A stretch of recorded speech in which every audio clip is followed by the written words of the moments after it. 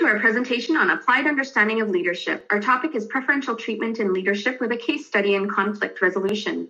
As we gather here today, we would like to begin by acknowledging that the land TRU is located on is the Tecumseh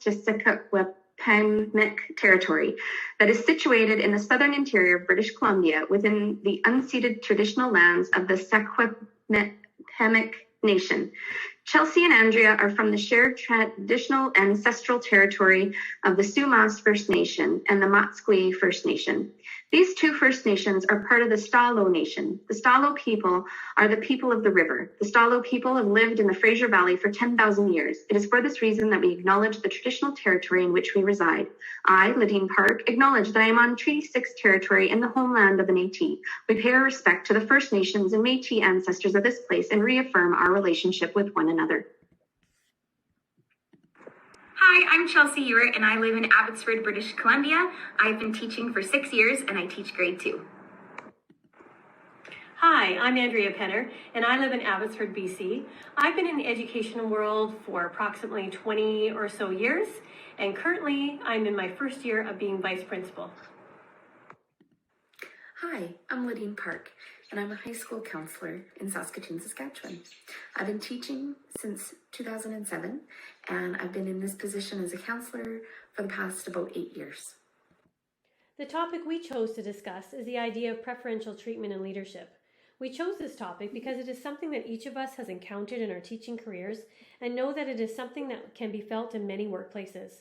We all bring a different perspective to this topic, from an observer to a leader, from elementary to high school, and as well 3 different roles played in a school: teacher, high school counselor, and vice principal. In the following case studies, you will see how one school has worked through the resolution process, whereas the other school has not addressed the underlying conflict issues that are permeating within the school environment. Andrea and I work in the same elementary school in Abbotsford, BC. This is a case study from a recent experience that we both experienced in our school. Over the last several years, our staff had been feeling like the administration had been showing favoritism to several staff members, and resentment was beginning to build. Some felt that certain people were being chosen for roles. Comments were being made behind people's backs, resentment was growing, and relationships were being eroded, along with the mistrust of administration. As much as I respect and value my principal and his leadership, I struggled at times with the lack of communication that he was giving to my colleagues. From an administration perspective, this situation was beginning to be hard to navigate for us as an administrative team. I was brand new to the job of vice principal, but having been on staff as a teacher previously, I knew about and had felt some of the same feelings in the past, and so I understood what my colleagues were feeling. I knew we needed to tackle this, as it was important that we have space to discuss this issue openly and work through possible solutions. We needed to come to a resolution to not only have staff feel safe and valued in their role at the school, but we as administration needed to have a positive start together as a new team and show our staff that they could trust their leadership. When looking at conflict resolution, we walked through 3 phases that promoted a positive change, teamwork, and a plan moving forward. Without our principal present, Andrea led our staff through 3 meetings. In this slide, you will see the perspective of our principal and what he has learned from this situation.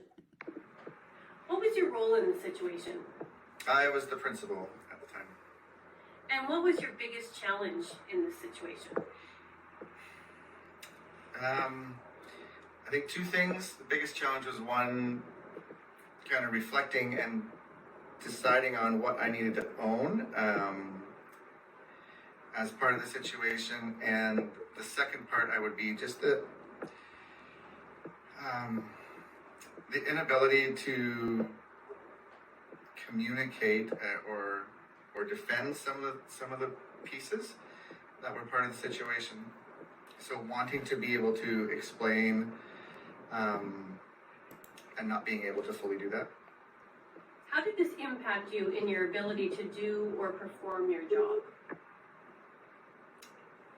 The whole period of time, was challenging. I think just because it takes up so much of your mental space, and it's a bit emotional because it feels personal. So it does just kind of, it's always in the background. It's there, and so it just kind of I think it clouds things. It makes everything a little more challenging. Has there been a resolution, and why or why not?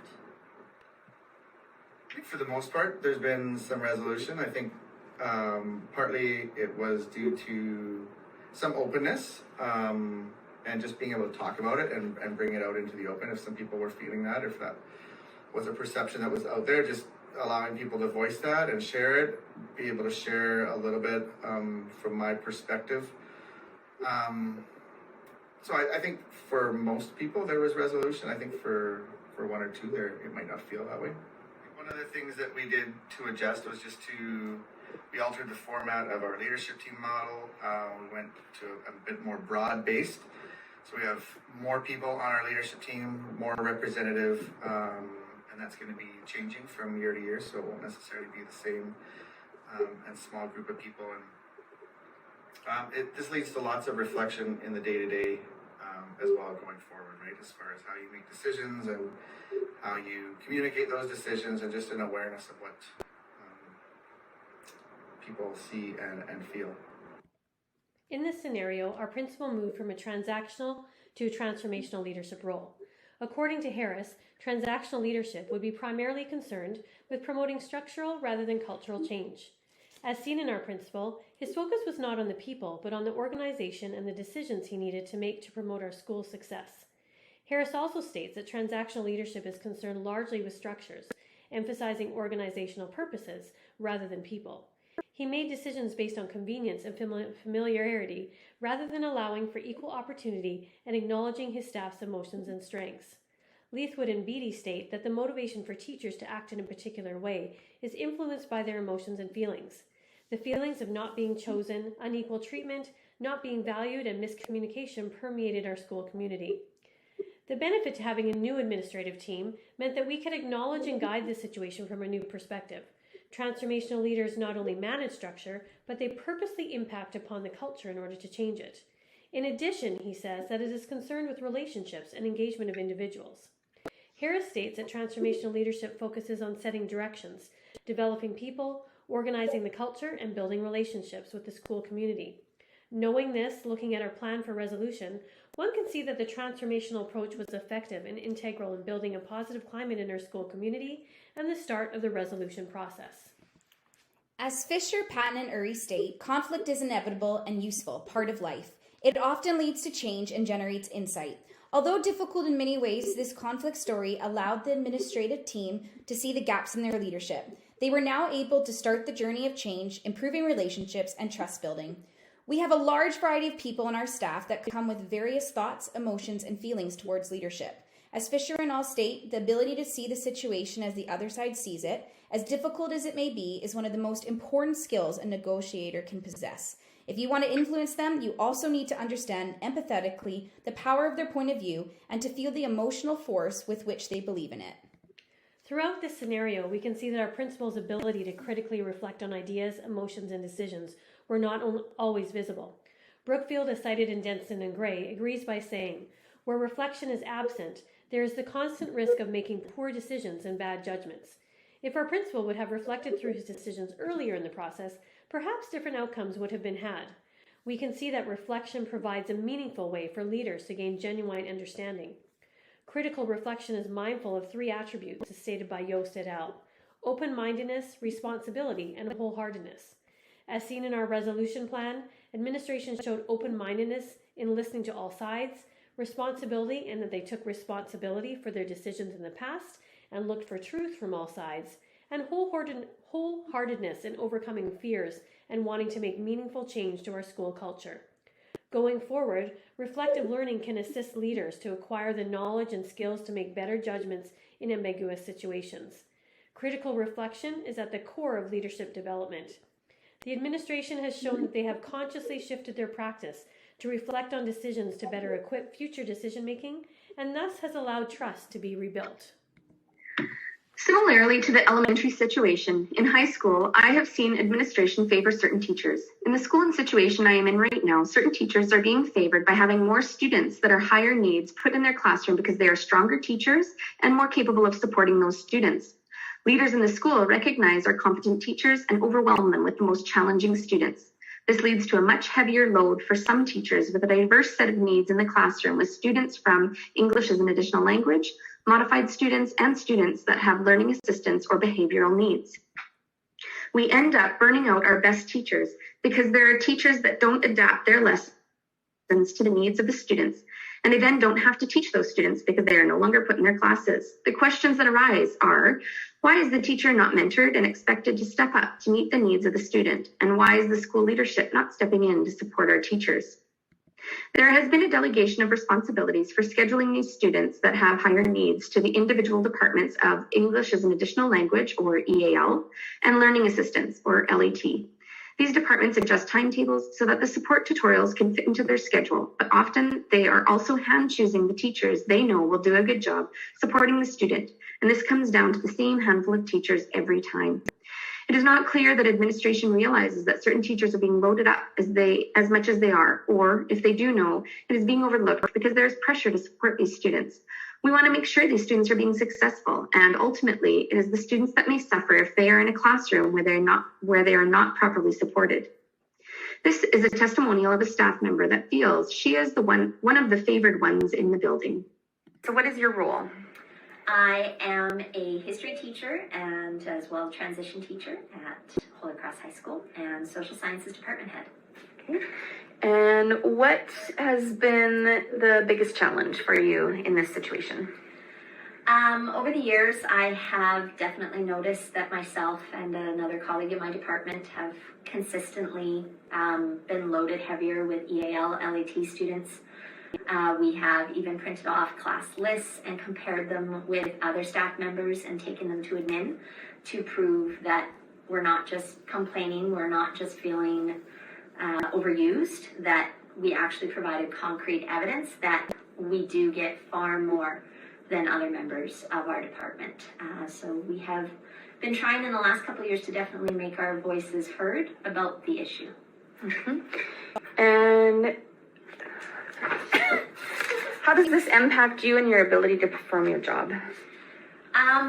I think that teaching EAL, LAT, modified students is actually our responsibility, but when you have a class that has all three at once, plus I've actually even have alt ed in there at the same time, so 4 different modifications, 4 different needs, it makes it incredibly difficult to make sure that you are meeting the needs of the regular students as well as the needs of those students who have other learning designations and needs in the class. It is too difficult to juggle everything. It makes it very hard to have meetings to talk with EAL teachers, LAT teachers about how to modify, what they need. So the additional prep time is exponential, and it gets very, very exhausting because it's not just one class. It could be in 4 classes that I see that. So it is very tiring. I have done my best over the years to sit down and learn from an LAT teacher how to modify. And yeah, you try to do your best, but it is exhausting when it's consistently done to you. And do you feel there has been a resolution, or could there be a resolution for this?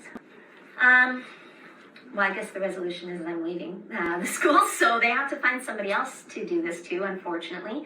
I don't feel confident there is a resolution because the teachers that the LAT EAL departments avoid putting the teachers in, they haven't stepped up despite trying to mentor, doing sessions for PD about this is our teacher responsibility, this is what we all need to do.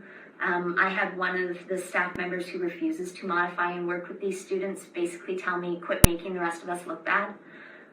It's our job is to meet the needs of all students, and when you have staff members that feel that it isn't their job, they're doing a disservice to their profession.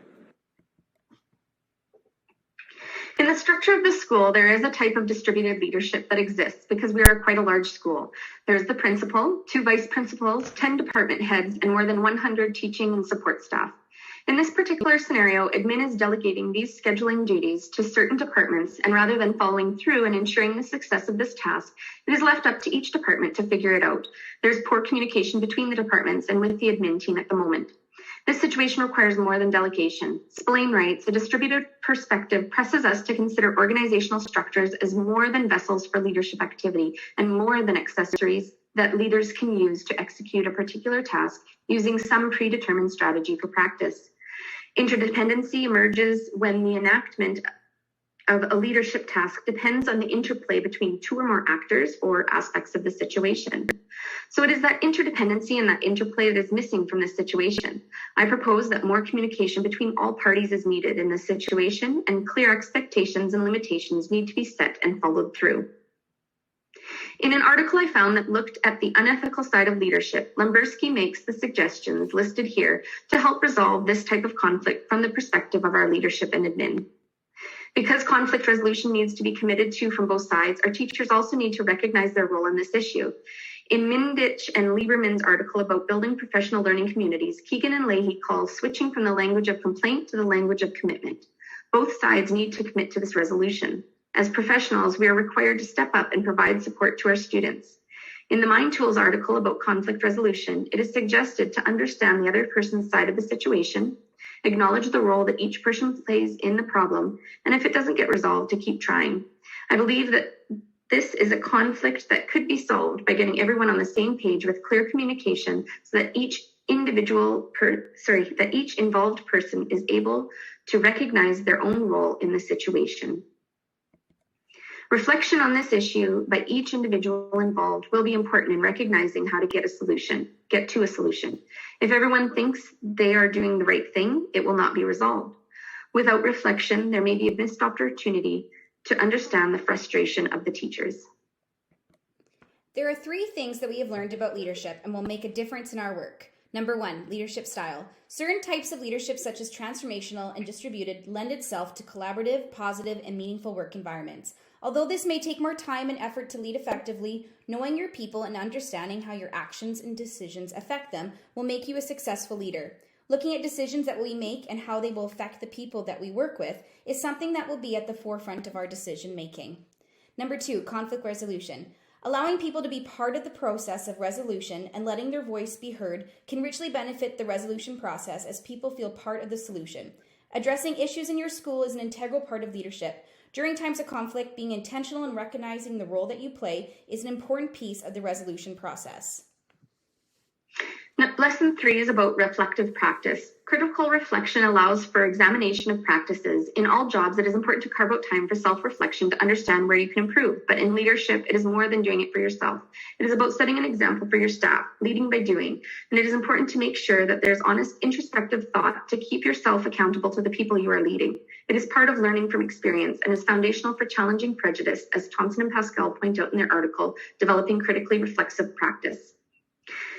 These are the strengths that we identified in working together as a team. We started off by making a plan and dividing up the tasks and amount of work each one of us was going to be responsible for because we could not be working on it together all the time. We set goals of what we needed to completed for the next time we met. Each of us followed through on what we agreed to, and this helped us keep on time and kept us productive in creating a great product. We got to know each other a bit and interjected conversation and friendliness into our meetings, and this helped us listen to each other and build a bit of a connection that helps foster and nurture a working relationship. I had to be flexible and understand that each of us has a lot on our plate and we need to figure out how to balance it all. There were 3 challenges that we found working as a team. We were working in different time zones. Finding times that work to Zoom needed communication and consideration of everyone's schedules. Chelsea and I work in the same school, which meant that we were able to work together, while Ladean had to work independently. As educators, June is a very busy time. Along with families, report cards, and end-of-year activities, it was challenging to find times that we could work as a team. In addition, technology proved to be difficult when recording and resulted in extra time. In order to navigate these challenges, we used our strengths of flexibility, communication, and collaboration to make our time with each other fun, purposed, and productive. Reflecting on this project as a team, we used our strengths, established a positive climate, and picked up on nuances. According to Hill, he states that all members of the team can engage in monitoring and collectively provide distributed or shared leadership to help the team adapt to changing conditions. We did not have one leader in our group, but rather shared the leadership role and responsibilities with one another. With regards to a positive climate, if the team is well maintained and has good relationships, then the members will be able to work together effectively and get their job done. Similarly, if the team is productive and successful in accomplishing its task, it will be easier to maintain a positive climate and good relations. Although we didn't know each other before, we quickly felt that we had a connection, mutual respect, and shared values and expectations in our work ethic. This project was unique in that we had to complete it virtually from different parts of Canada. Hill shares that virtual team leaders must be able to read all the personal and contextual nuances in a world of electronic communications. With our communication being totally online, we needed to be intentional in our attention and understanding in each other's body language and words.